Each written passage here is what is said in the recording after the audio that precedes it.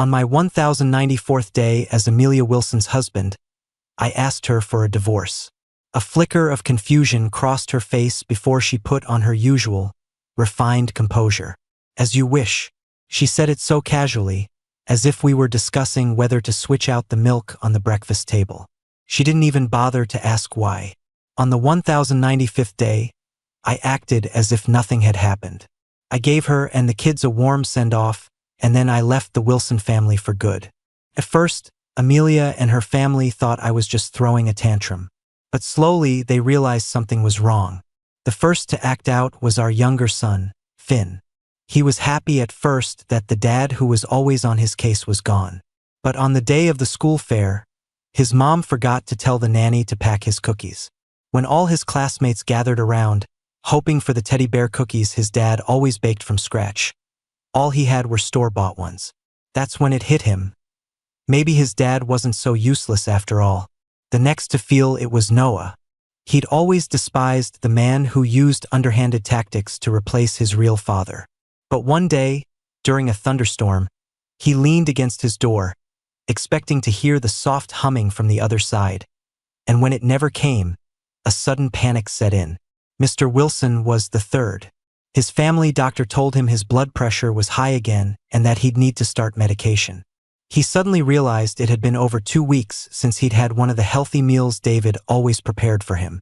Even Amelia's married younger brother, Kevin, started casually asking her when she was going to bring his brother-in-law back home. The Wilson family began mentioning me more and more often to Amelia. Some even started advising her that a woman should be more gracious, that humbling herself to coax her husband wouldn't cost her any dignity. Finally, Mr. Wilson couldn't take it anymore. At the breakfast table, he gave Amelia an ultimatum. "Amelia, I know you have your pride, but a husband and wife shouldn't be estranged like this. If it's too awkward for you to ask David to come back, then let an old man like me have a word with him." Amelia's already unapproachable expression turned a few degrees colder. They all thought she was too proud to lower herself and ask me to come back. The truth was, she'd already called me the day after I left, but she'd been blocked. The number she hadn't dialed once in 10 years was unreachable the one time she finally decided to call. At that thought, the woman's face grew colder still. Her gaze swept over her 2 sons, who, though silent, were looking at her expectantly. A wave of helplessness washed over her. "Dad, don't worry about David and me. How can we not? You have 2 children together. How can a man be so irresponsible?" For the first time, she found her father's nagging incredibly irritating. "If you can find him, then go ahead and try," she yelled before turning and walking away. It was only then she realized, belatedly, just how much David could affect her emotions. The 3 left at the table stared at each other. The old man was the first to take out his phone. "I'm going to ask him if he still wants this family or not." But the only response was a mechanical female voice. "The number you have dialed is not in service." The 2 boys couldn't sit still either. They both tried calling the number, but with the same result. It was Noah who spoke up first. "He never misses our calls. What if something happened to him?" Amelia's hand froze on the doorknob as a montage of crime scenes flashed through her mind. Her heart suddenly began to race. "Alex, my husband is missing. Please file a police report for me. Wait, first contact a few private investigators. I need this kept quiet. I'll send you the details in a minute." Amelia pinched the bridge of her nose, forcing herself to calm down. "I settled down in a small town down south, renting a little house with a yard. Right now, I'm lying in a wicker chair, enjoying the rare coolness of a summer afternoon. The town is lovely and livable, with beautiful scenery year-round. I'm thinking of opening a flower shop here. I never used to like impractical things like flowers and plants, but after 3 years as Amelia's husband, I'd somehow developed a bit of a green thumb." Amelia found me on the evening of the 3rd day. Her always impeccable pantsuit had a rare flaw. Following my gaze, her eyes landed on a button that was about to fall off her cuff. A hint of embarrassment touched her cold face. "Why didn't you come home?" Her voice was icy.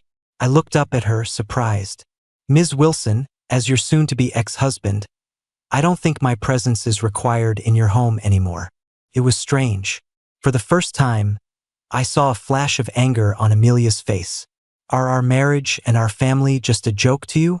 Her attitude was starting to annoy me, and my own impatience began to show. On day 1094, I asked for a divorce and you agreed. Have you forgotten? Amelia was clearly not good at arguing. She could never stay on topic. Did you just say, day 1094? A look of confusion crossed her face. I realized my slip-up. Although I was prepared to tell them the truth to keep the Wilson family from clinging to me, I still tried to bluff my way through. Ms. Wilson, just let me know when you're free. We can go to the courthouse anytime. She frowned, taking a moment before she said, everyone's having a hard time adjusting with you gone. I just smiled, unconcerned. They'll get used to it soon enough. Amelia sighed softly. Dad's blood pressure is up, and the doctor has recommended medication. Noah's grades are slipping, and his teacher says he's sleeping in class. I cut her off.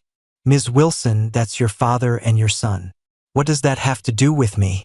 The woman looked as if she never expected me to say something like that, her beautiful brows furrowing even more tightly. David, I think we need to talk. If there's been some kind of misunderstanding, it's best we clear it up as soon as possible. A wicked impulse struck me. Mimicking Amelia's usual tone, I said, Amelia, I don't have to explain my every decision to you. Some things you wouldn't understand even if I did. I made a request, you agreed, and we both get what we want. Isn't that for the best? Her expression changed again. It was bizarre. In 3 years as her husband, I'd seen more expressions on her face today than in all that time combined. What about Finn? Your own son? Are you going to abandon him too? At the mention of his name, this body's heart still ached involuntarily. I remembered how, in David's final days, this was the child he couldn't let go of. But the people closest to you are the ones who can hurt you the most. The little boy, 4 or 5 years old, had declared in his high, childish voice, Mommy, I don't want the bad man to be my daddy. I want to be Mr. Evans's son, just like my brother. The entire Wilson family was there when Finn said it. Noah shot David a defiant look. Amelia looked like she was about to scold him, but Mr. Wilson and her younger brother stopped her, saying, he's just a kid. You can't get mad at him for saying what he thinks. At that moment, I thought to myself that, of course, you don't have to argue with a child. But what about the adults who coached and encouraged him? But David said nothing. He helped Finn put on his coat, gathered the gifts they were bringing to the Evans house, and then stood at the door with the staff, watching the family leave to celebrate Noah's birthday at Amelia's ex-husband's home. Only I could see the redness in David's eyes the moment he turned away. Thinking of this, my expression turned cold. The divorce papers make it very clear. I don't want your family's money, your house, or any of your people. You, Amelia, clearly not expecting my sudden outburst, stammered for a moment before saying, David, what's wrong with you? We're a family. Whatever happened, you need to tell us so we can solve it together. A family? I savored the words. She rarely considered me part of the Wilson family. Even if she introduced me as Mr. Wilson to outsiders, there was always a clear line between me and them. What was I in the Wilson family? Probably a high-end butler. Mr. Wilson, Noah, Finn, Kevin, even Amelia's ex-husband, they were all part of her family. I was the only one who wasn't. Ms. Wilson, did you ever truly see me as family? I laughed sarcastically. If I remember correctly, every member of the Wilson family gets at least 3% of the shares in Wilson Corp. Your ex-husband, Mr. Evans, and your sister-in-law, Sarah, both have them, right? So let me ask you, as your current husband, a member of your family, where are my shares? Amelia's hand tightened into a fist, a habit she had when she felt stressed. David, you're different from them. You don't understand the business. Is that so? Do you have to be a professional manager to own shares in your family's company? Does it mean I have to start calling the shots at board meetings? Caught off guard by my retort, her expression turned awkward for a second. David, I didn't know you cared about this. When we go back, I can talk to them about giving you shares. I scoffed. No need, Ms. Wilson. You've missed the point again. I'm not negotiating with you. I'm telling you that I'm tired of playing the part of your husband. I don't want anything except a divorce. Please, take your family and get out of my life." Amelia's face instantly flushed red. She must have been a person in charge for so long that she'd never been rejected so directly. She turned sharply and left, tossing one last line over her shoulder.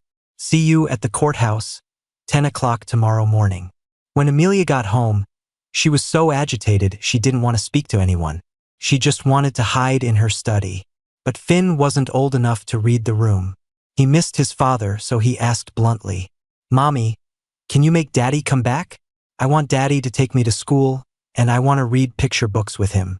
Her older son stood up too. "Mom, is he okay?" She looked up at the three people who should have been in bed long ago, all waiting up for her because of that man. Her irritation grew. "You're all dying for him to come back," she thought, "but to him you're just annoying burdens." The woman opened her mouth, unsure how to tell them she was being divorced, that the man was never coming back. "He's doing fine.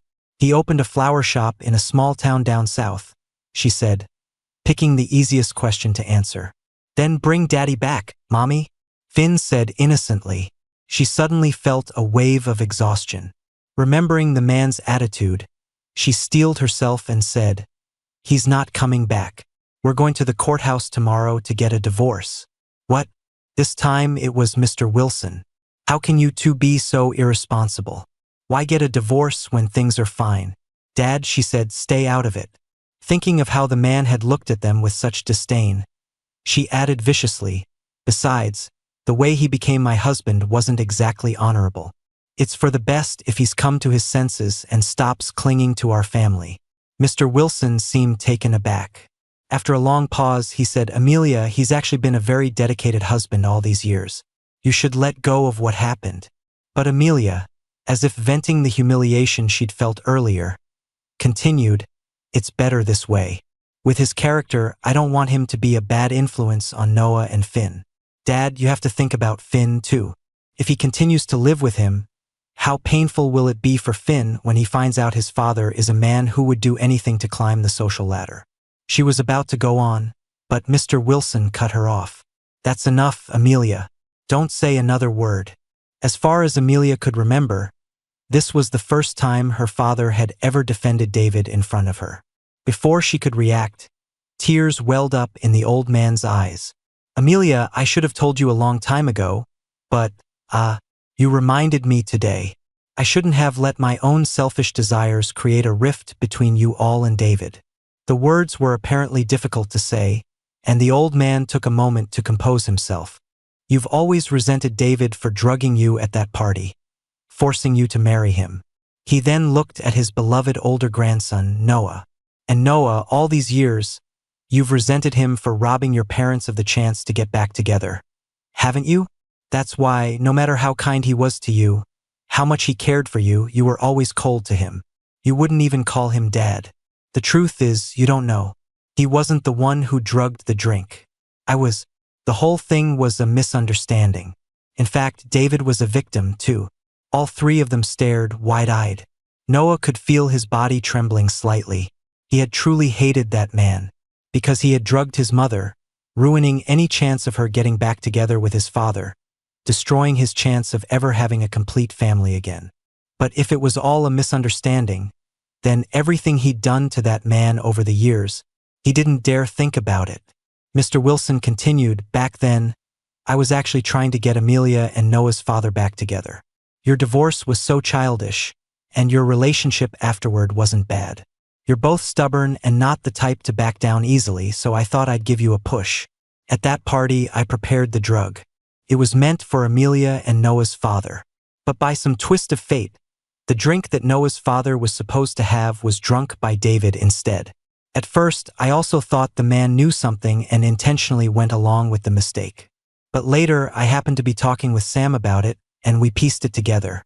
We realized that in our haste, we'd made a mistake and given the drink to the wrong person. But by then, you had already given birth to Finn. Selfishly, I was afraid he'd use his biological son to treat Noah poorly. I thought if he carried the stigma, he'd have to at least pretend to love Noah. So I kept this secret until today. Grandpa, Noah said, the word tasting bitter in his mouth. He held his head high, as if clinging to his last shred of defiance. Then why didn't he ever explain himself? Why was he willing to take the fall for all these years? He did explain. We just didn't believe him, Amelia said, her voice strained.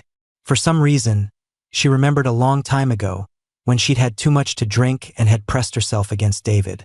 He had pushed her away, saying he didn't want to.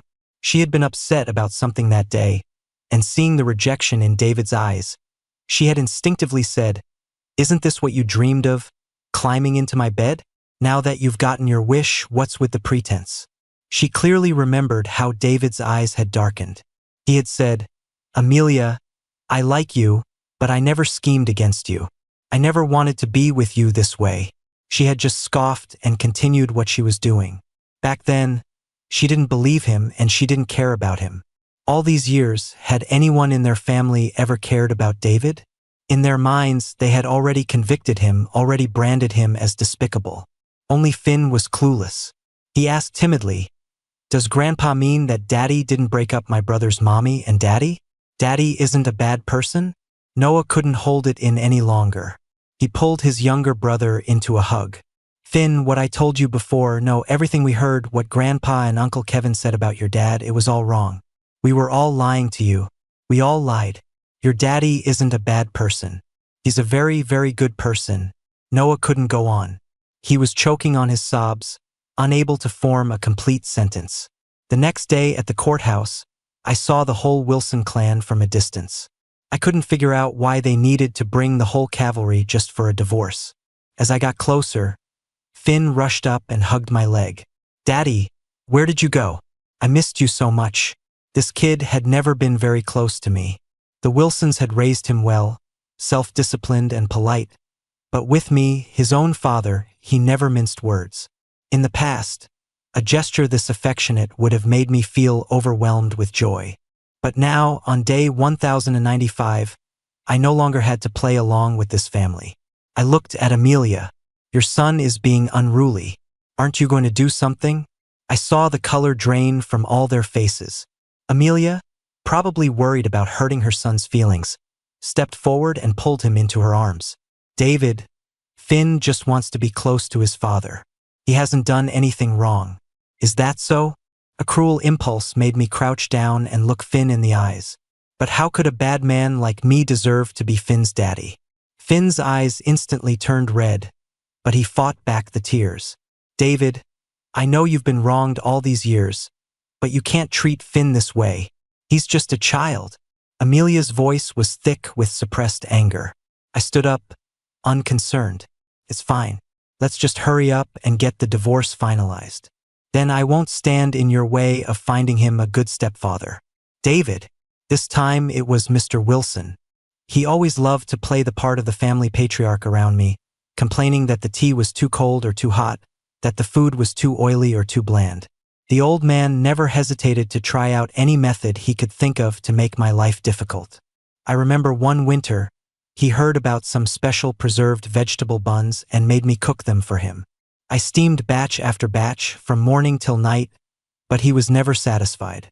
Later, after the kitchen staff had gone home, I was dozing off at a table when I overheard a housekeeper say, "The old master is really giving him a hard time. Hasn't he steamed 7 or 8 batches already?" I know, right? It's not the buns he's unhappy with. It's the person. How did I finally pass his test? That's right. In the dead of winter, I drove out to the countryside alone, went to 5 or 6 different villages, and finally bought the traditionally sun-dried, preserved vegetables he wanted. Only then did he stop. I looked at Mr. Wilson. "Save it, will you?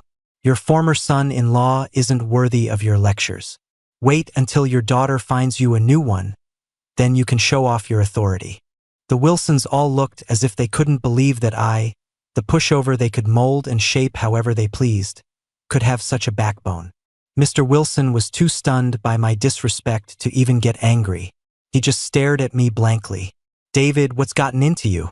Son, we're a family. What's all this talk about divorce? Don't say such unlucky things." I was getting tired of their melodrama. Amelia, we had a deal yesterday. Let's go in, get this done, and from now on, we go our separate ways. I started walking toward the service hall, but Amelia grabbed my arm. What? I snapped, turning back impatiently. David, don't be like this. You're not thinking rationally right now, and there's been a misunderstanding between us. Don't act on impulse. It was rare for her to speak to me so gently, but here she was, coaxing me at the courthouse entrance. I turned back and looked at her seriously. Amelia, are you crazy? You get to ditch a lowlife like me without spending a dime. Isn't that what you've always dreamed of? What are you hesitating for now? Amelia's brows were knitted tightly together. David, I learned some things yesterday. I admit I've treated you unfairly all these years. Please, give me a chance to make it up to you. Okay? No thanks. As for the past, I'll just write it off as a bad memory. As long as I don't have to face your family ever again, I'll wake up laughing in my dreams. David, a flash of shame crossed Amelia's face. Let's go home first. There are some things I need to explain to you. Her tone was firm, and she looked ready to have me dragged away if I didn't go with her. Fine. I had a few things I needed to make clear to them, too.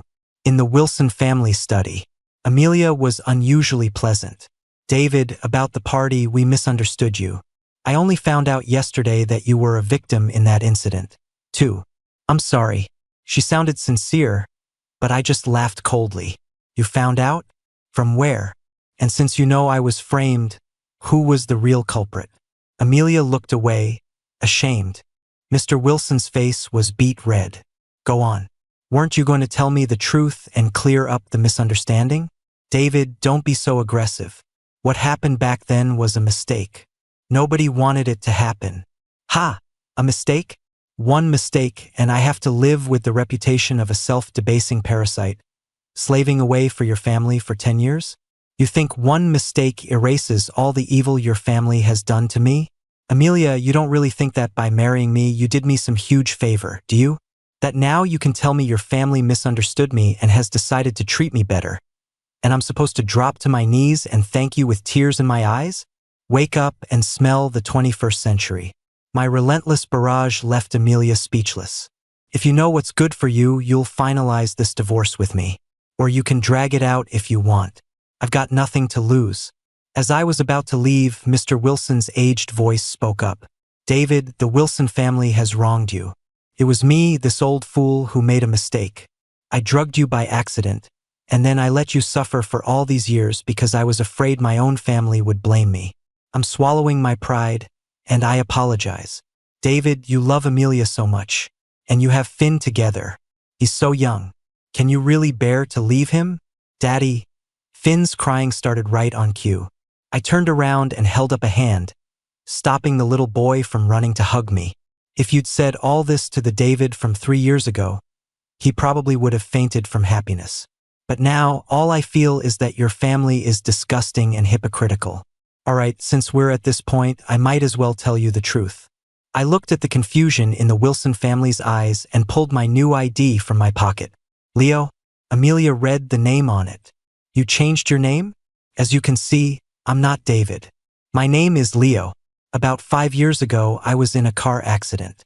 When I woke up, I found myself in David's body. I watched him get enslaved and humiliated by all of you, especially you. My gaze fell on Noah, and my voice turned cold. You are genuinely the cruelest kid I have ever seen. Noah's body trembled. I ignored him and continued. This went on for 2 years. Then one day, David said to me, Leo, I can't go on anymore. I'll give you my body. Please, can you just look after them for 3 years for me? That's when I learned his depression had become so severe it was causing physical symptoms. He was starting to have self-destructive tendencies. He knew he could no longer be a proper husband to you, Amelia. But Finn was too young to be without a father, so he came up with this deal with me. I paused, watching the various expressions on their faces. What? You don't believe me? Think I'm telling a story? I tossed a stack of medical records onto the table. Take a good look. See how your family drove David to his death. None of you should ever show your faces to me again. Honestly, if it weren't for my deal with David, I wouldn't want to spend a single second with you people. The whole family, from old to young. There's not a single good one among you. I walked out of the Wilson house without a shred of reluctance. Mr. Wilson's face was filled with terror. Amelia, is what he said true? Is David a ghost? Is he going to come back and get revenge on us? He trembled as he held onto Noah. Amelia, should we find a priest or something to perform a ritual? Amelia's heart was a chaotic mix of emotions.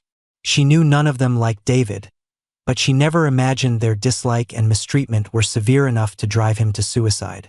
Dad? Amelia forced the word out of her throat. There are no ghosts. David was probably just sick. I'll have a specialist review his medical records. She fled the room. At that moment, David's words echoed in her mind. So that's how he saw them. He hated their family that much. This man she had always looked down on, who she'd always considered a stain on the Wilson family name. In his eyes, they were the most disgusting and ugly people in the world. She was efficient. It wasn't long before she got a preliminary diagnosis from a doctor. According to the records, David developed depression shortly after you gave birth to Finn. But back then, none of us noticed. Later, probably as a way to save himself, he developed a second personality, Leo. Amelia spoke with difficulty, explaining it to her father and older son. This personality, Leo, is completely different from his primary one. He doesn't love me, and he doesn't like anyone in the Wilson family. David's primary personality must have sensed Leo's hostility toward us, so he never let him take control of the body. But Amelia swallowed the lump in her throat, taking a long pause before continuing. Later, his symptoms became more and more obvious. Heart palpitations, insomnia, trembling. In the end, after Finn almost caught him trying to kill himself, he got scared. He loved his son so much. He couldn't bear to imagine the psychological trauma it would cause if Finn found him dead one day. But no one was there to help him. We, his so-called family, didn't even notice his pain. No, how could we not have noticed? We just got used to ignoring him, belittling him, and step by step we pushed him toward a dead end. He could have recovered if he had just left us back then and found a better environment. But he didn't. I guess it was because he couldn't let go of Finn. He made a deal with Leo. He let Leo take his place to be there for Finn as he grew up. The price was his own permanent disappearance. By the time Amelia finished, her voice was so hoarse she couldn't make a sound. She pressed her clenched fist against her lips, suppressing a sob. She remembered Leo's insistence on day 1095. 3 years. That was the 3 years David had bought with his own life. And what had they done? It wasn't like she hadn't noticed her older son's cruelty toward him. The dead insects left in his room. The handmade crafts he'd worked so hard on deliberately broken. And that winter, not long after Finn was born, when Noah pushed him into the outdoor swimming pool. Thinking back on it all now, if her son had treated anyone else in the family that way, hell, even a complete stranger, she would have scolded him and taught him a harsh lesson. But with David, she had watched coldly as her son's pranks grew more and more vicious. She had even thought to herself, this is the price he has to pay for scheming his way into marrying me. She looked at her father, a man who, despite not being a great intellect, had always been kind and gentle. Yet it was this same old man, who would tear up at the slightest hardship of a stranger, who had treated David with such biting cruelty. When Finn was just learning to talk, she had caught her father deliberately calling David a homewrecker in front of him. Later, their family took it even further. Her father intentionally kept Finn from getting close to David, scolding him in front of the child, leaving him with no dignity in his son's eyes. Even though David had been so good to them after marrying into the family, he remembered everyone's preferences, was respectful to her father, cared for Noah, and even had a child with her. How could they have enjoyed all he gave while being so cruel to him? Mom, please stop. Noah was the first to break. No, he can't be gone.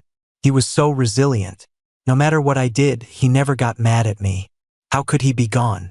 Noah was crying, but she felt none of her usual sympathy. They were all sinners.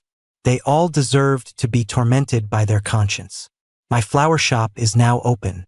Every day, I go to my garden to look at the vibrant colors. When the sunlight filters through the greenhouse glass and fills the room, my mood instantly lifts. The town gets a lot of tourists and sometimes my garden hosts a few guests. I love sipping tea and listening to interesting people tell me about their travels. Once, I had just seen off an elderly couple who had traveled to over 20 countries after retiring. I was doubled over with laughter at the funny stories of their attempts to learn English. When I turned around, I saw Amelia and her two sons. My expression instantly turned cold. As I was turning to close the gate, Amelia reached out and stopped me. "David, we came to apologize today." Her face was full of sorrow, and the two kids beside her looked like their world had ended. I didn't even want to look at them. "Your David has been dead for 3 years. If it weren't for me, the grass on his grave would be taller than your son by now. And you pick now to apologize?" "Daddy," Finn rushed forward and hugged my leg. "Daddy's not dead. Daddy, do you not want me anymore?" I glanced at the child, the harsh words I was about to say getting caught in my throat. "Finn, be a good boy. Just live with your mother from now on." Pushed him away. As I was about to close the gate, I heard another daddy. It was Noah. I yanked the gate open, my eyes like daggers as I stared at him. "You shut your mouth. What damn right do you have to call him daddy?" Noah seemed terrified by my reaction. Even Amelia tried to step between us. I advanced on him step by step. "You, the main culprit who drove him to his death. What right do you have to call him daddy?" The boy was frozen in place, stunned. How did it feel? Was it wonderful, dissecting his little goldfish with your own hands? Hiding in the shadows, watching him suppress his grief, watching the light in his eyes slowly die out.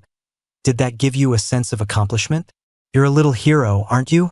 You personally destroyed his last bit of hope and then put it on his pillow. Weren't you happy? Amelia came to pull me back. "Leo, that's enough. He's just a child." "A child?" "Oh yes, he's your family's good little boy, isn't he?" He knew his stepfather wasn't welcome. He knew that no matter how vicious he was, no one would ever stand up for him. So your good son, in David's most helpless and painful moment, destroyed his last will to live. I didn't know. I really didn't know he was sick. I didn't know the goldfish were so important to him. Noah broke down, sobbing. "You knew. How could you not have known?" I stared at him viciously. "Did you not know his situation in the Wilson family? They called him Mr. Wilson. But not a single person respected him or cared about his feelings. Even the clothes and jewelry in his closet were just borrowed props to keep up appearances. His depression was so severe back then. He tried to save himself. He wanted to get a pet of his own, something to keep him company every day, to talk to. But in your Wilson family, in that soul-crushing place, what was he allowed to have? Cats and dogs were out of the question, of course. He knew that if he brought home a dog or a cat, Noah would find a way to get rid of it the next day. So after thinking it over, he secretly kept a fish in his room. It was silent, wouldn't bother anyone, and wouldn't be discovered. But even then, your good son wouldn't let him be. He snuck into his room, brutally dissected those two fish, and left their bodies on his pillow. Tell me, Amelia, isn't he your good son? Isn't he a fine descendant raised by the Wilson family? I couldn't help but laugh out loud. And as I laughed, I felt something cold and wet on my face. Amelia fled with her two sons in tow. Later, I received the signed divorce papers from Amelia. She gave me a lot of money, almost half her entire fortune. After that, I'd see Finn every school vacation. He would just stand there in the distance, sometimes looking at me, sometimes at my flower shop, but he never came inside. I think he probably knew that I didn't want to see any of the Wilsons again. And that included him. Epilogue. My name is Noah. For the first 15 years of my life, I hated David. For the rest of my life, I have been atoning for that hate. The day my mother took Finn and me to apologize to him, just as he was about to close the gate without even looking at me, on some strange impulse I called out the word daddy. And it was that one word that condemned me to a lifetime of guilt. That was the first time I ever called him daddy. It was also the last. From that day on, the man who had loved me for 10 years never gave me another chance to call him that.